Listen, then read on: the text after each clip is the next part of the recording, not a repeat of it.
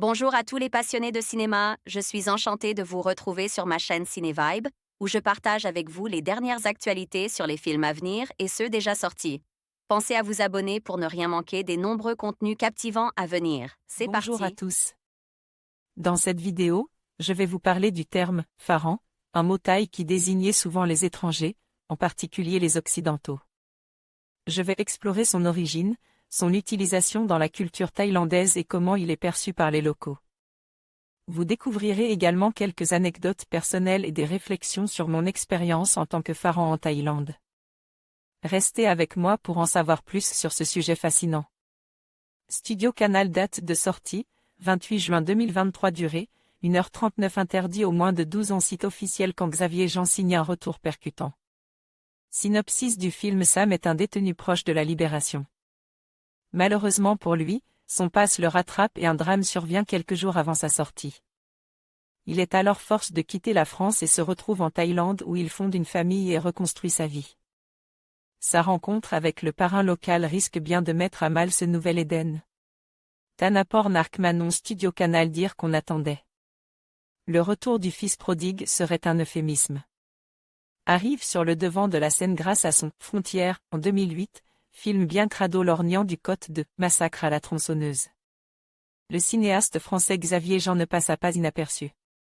Malgré cette entrée fracassante dans le monde du cinéma, c'est alors un long et pénible chemin de croix, fait de déconvenues et de distribution limitée, qui attendra le jeune metteur en scène.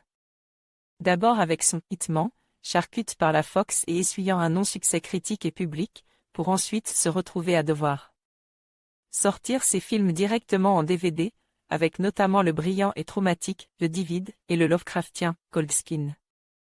Il réalisa également un segment, l'un des meilleurs précisons-le, de la célèbre anthologie « A BC of Death », mais tout ceci restait à destination d'un public de niche. Et ce n'est pas sa tentative dans la comédie post-Very Bad Trip, avec l'indigent Budapest, que l'on était en droit de se dire que le système de production français avait changé et lui donnerait une chance avec des projets plus personnels. Mécontent de son expérience, il s'en alla alors réaliser des épisodes d'une série en Angleterre, Gang of London. Et là ce fut la révélation pour Jean, il voulut réaliser un film d'action. Et certaines productions récentes telles que John Wick, ou plus précisément le diptyque The Raid, prouvent un regain d'intérêt de la part du public pour des actionnés bien bourrins. Il n'en fallait pas moins au réalisateur pour mettre en place son projet, maintenant que le paysage audiovisuel est plus enclin à produire ce genre de film. Le film commence avec son protagoniste, Sam, incarcéré en prison. Au détour d'une scène, on peut voir le coach sportif de la salle de musculation incarné par Patrick Ligard, fidèle collaborateur de Jean, il incarnait l'un des fils dérangés de « Frontières ».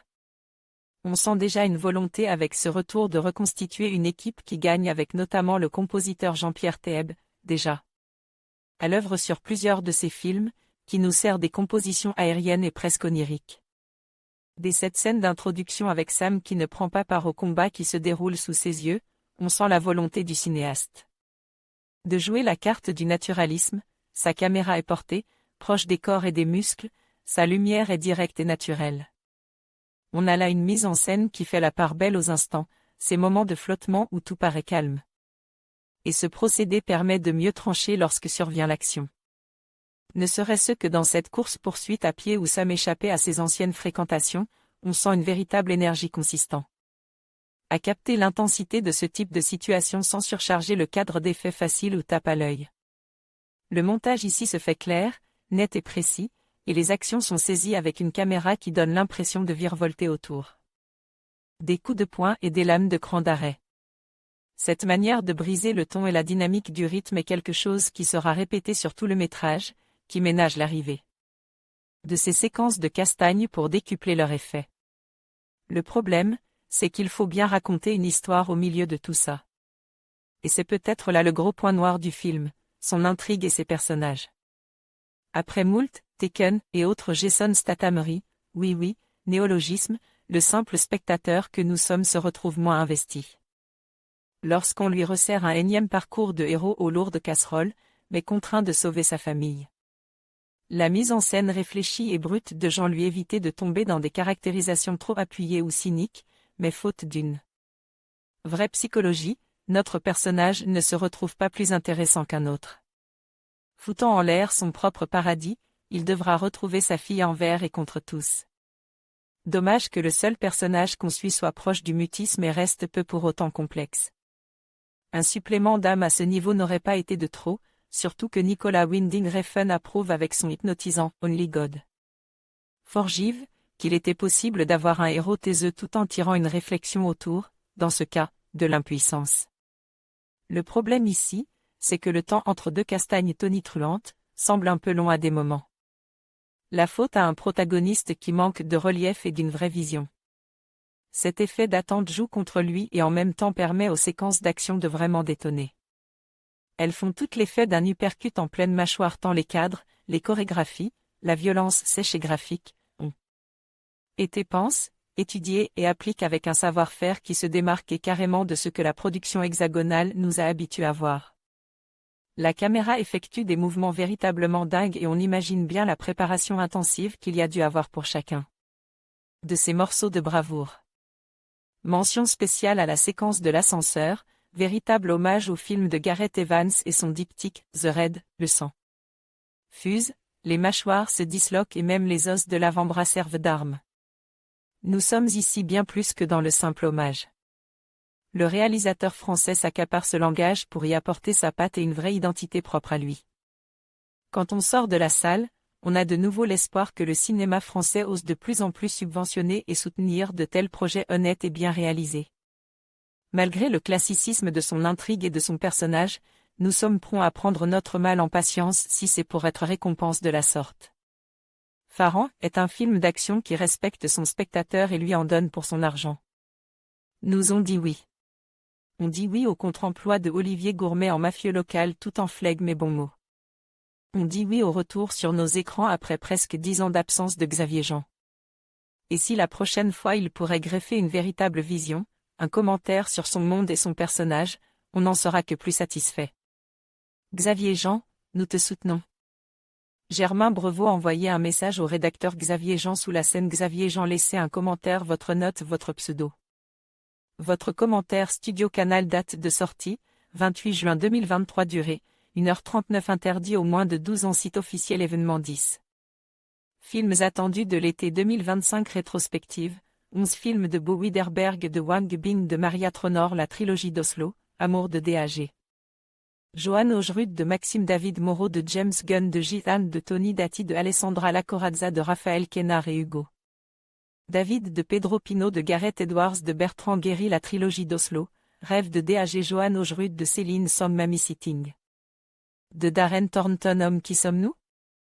Contactez l'équipe Abus de Ciné, plan de site, mention légale, Return T. Replace, ID, plus app, fonction l'asilo ad YouTube Ephraim, var égale document. Créate élément, ifram, t égale id.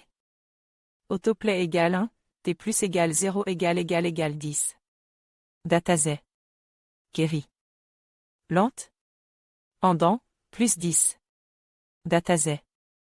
Kerry, cet attribut, src, t replace, id, 10. Datazé. src, cet attribut, frambordé, 0, Cet attribut, allow full screen, 1, Cet attribut, allow, accéléromté, autoplay, encrypted media, gyroscope, picture in picture, 10. Parent node. Replace child, 10, document. À devant listener, donc content loaded, fonction, var, t, à égal document. Jetlement biclass nam, RLL YouTube player, for, t égale 0, t. En conclusion, le terme « Farhan » illustre les complexités des interactions culturelles et des perceptions entre les étrangers et les habitants dans divers contextes. Que ce soit en tant que simple étiquette ou en tant que symbole de l'identité, il nous rappelle l'importance de la compréhension mutuelle et du respect des différences. En explorant ce mot, nous avons pu mieux saisir les nuances de la vie sociale dans les pays où il est utilisé. Merci de nous avoir rejoints dans cette exploration, et n'oubliez pas de continuer à apprendre et à découvrir les richesses des cultures. qui nous entoure.